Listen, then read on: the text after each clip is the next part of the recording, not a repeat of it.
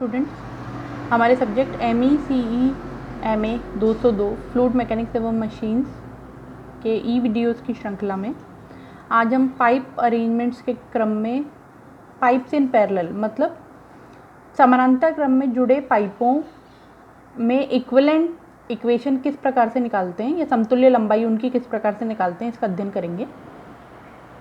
इसके लिए हम सबसे पहले संरचना देखेंगे कि पाइप्स को समानांतर क्रम में जोड़ा कैसे जाता है। तो अलग अलग पाइप्स को समानांतर क्रम में जोड़ने के लिए ये देखिए, सबसे पहले एक कॉमन हेडर लगाया, इनलेट पाइप। उस इनलेट पाइप के से जोड़ करके एक ऊपर पाइप एक नीचे पाइप, तो ये दोनों हो गए आपस में समानांतर क्रम के पाइप। और आउटर पे दूसरा हेडर लगा दिया, मतलब एक आउटलेट पाइप। इस प्रकार का जो संरचना होती है उसको हम समानांतर क्रम में जुड़े हुए पाइप्स कहते हैं। और यदि इनसे किसी प्रकार के द्रव का प्रवाह किया जाए तो इन्हें pipes in parallel, flow through pipes in parallel या समानांतर क्रम में जुड़े पाइपों द्वारा द्रव का प्रवाह श्रेणी के अंतर्गत माना जाता है। तो इसमें जैसे कि हम देख पा रहे हैं कि इनलेट पर जो डिस्चार्ज है, जो निस्सरण है, उसका मान Q है और आउटलेट पर भी डिस्चार्ज या निस्सरण का मान Q है। इसका मतलब ये है कि समानांतर क्रम में प्रवेश और निकास पर निस्सरण का मान कांस्टेंट रहता है, वो बदलता नहीं है।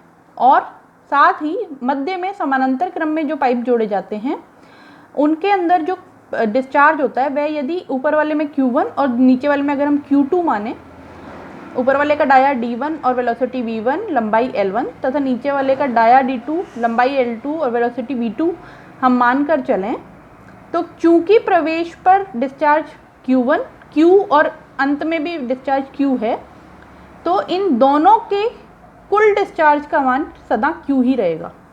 तो इससे हमको ये पता लगता है कि जो टोटल Q है प्रवेश और निकास पर, उसका मान Q1 प्लस Q2 होगा। मतलब जितने भी पाइप हम समानांतर क्रम में जोड़ेंगे उन सभी के अलग अलग निस्सरण के योग के बराबर होगा कुल निस्सरण का मान। और यदि इसके लिए हम निकालें loss of head due to friction का मान, जैसा कि हमने पूर्व में श्रेणी क्रम में भी निकाला था, जिसके लिए इक्वेशन होती है 4FLV² या FLV²/2GD। तो उसके लिए श्रेणी क्रम में क्या होता था, श्रेणी क्रम में जो अंतिम शीर्ष क्षति होती थी उसका मान अलग अलग पाइप में शीर्ष क्षति के योग के बराबर होता था। परंतु समानांतर क्रम में इसका विपरीत होता है, यहाँ पर अंतिम शीर्ष क्षति का मान सदा समान ही रहता है। मतलब जितने हम पाइप लगाते हैं समानांतर क्रम में, हर एक में शीर्ष क्षति का मान फिक्स रहता है और वह FLV²/2GD के बराबर होता है। यहाँ पर लंबाई, वेलोसिटी और व्यास, पाइप का व्यास, ये तीनों वेरिएबल टर्म्स होती हैं।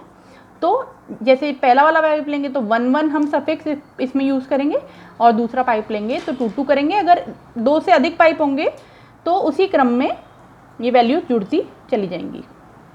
अब अगेन हम क्या करेंगे, ये जो है यहाँ से हम Q के लिए, Q का मान क्या होता है, Q का मान कंटिन्यूटी इक्वेशन से एरिया और वेलोसिटी के गुणनफल पर निर्भर करता है। तो हम एरिया की जगह π/4d² और इंटू V, ये जो हमारा गुणनफल है π/4d² इंटू V, ये बराबर हो जाएगा हमारा Q1 के। और सिमिलरली π/4d² इंटू V2, ये हो जाएगा हमारा Q2 के बराबर। तो इससे Q की इक्वेशन बनाएंगे और